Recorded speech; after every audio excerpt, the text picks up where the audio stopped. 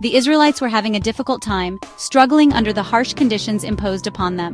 For 40 long years, the Philistines had ruled over them with an iron fist, showing no mercy and enforcing their dominance. The Israelites cried out to God for help, their voices filled with desperation and hope. God heard their prayers. He had a plan to free them from their suffering and bring them salvation. In those days, a woman named Hannah prayed earnestly for a child, her heart filled with longing and faith. Year after year, she remained barren, her hope dwindling but her faith unwavering. An angel appeared to Hannah's relative Manoah and his wife, bringing a divine message. The angel brought incredible news that would change their lives forever. They would have a son, a child destined for a special purpose. This son would be special, chosen by God for a significant mission. He would be a Nazirite, dedicated to God from birth, set apart for his service. He would begin to deliver Israel from the Philistines. The couple was overjoyed, their hearts filled with hope and gratitude. They named their son Samson, a name that would be remembered for generations. Samson grew up strong and healthy, his strength and spirit evident from a young age.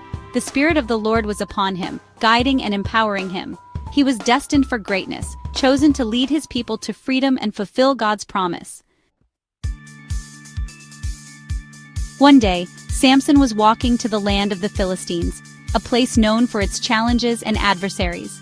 Suddenly, a fierce lion roared and lunged at him, its eyes blazing with ferocity. Without hesitation, Samson grabbed the lion with his bare hands, displaying incredible courage.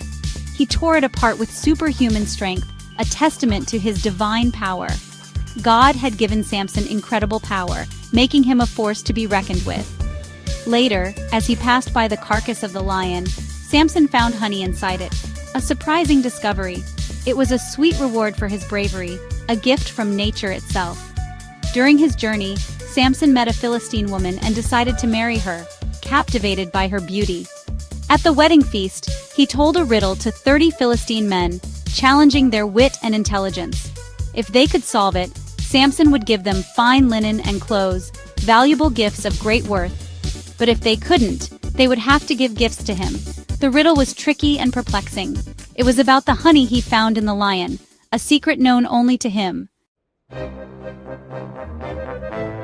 The Philistines couldn't figure out the answer. They threatened Samson's wife. They said they would burn her and her father's house if she didn't get the answer from Samson. Under pressure, Samson's wife betrayed him. She told the Philistines the answer to the riddle. Samson was furious. He knew his own people had betrayed him. Samson left in anger. He killed 30 men of the Philistines and took their clothes. He gave the clothes to the men who had won the riddle. Samson's anger burned. He attacked the Philistines again and again. He set their fields on fire and killed many of their people. The Philistines were terrified of Samson's strength. They wanted revenge. They sought to destroy him. The Philistines came to Delilah, a woman who had charmed Samson. They offered her a fortune to find the secret of Samson's strength. Delilah, enticed by the promise of wealth, agreed without hesitation. She pretended to love Samson, using her charm and beauty to win his trust. She begged him to tell her the source of his power, her pleas growing more desperate each day. She asked him again and again, her persistence wearing him down. Finally, Samson gave in. He told her that his hair was the source of his strength, a secret he had kept all his life. It had never been cut because he was a Nazirite, dedicated to God from birth. Delilah waited until Samson was asleep, her heart pounding with anticipation. She called in a man to shave off his hair, ensuring that Samson's strength would be taken from him. When Samson woke up, he felt weak and disoriented. The Philistines captured him easily. They blinded him and put him in prison, where he was left to suffer in darkness. One day, the Philistines held a great feast to their god, Dagon, celebrating their victory over Samson. They brought Samson out to entertain them, mocking his once great strength. Samson was weak and blind, a shadow of his former self. But his hair had grown back, a sign that his strength might return.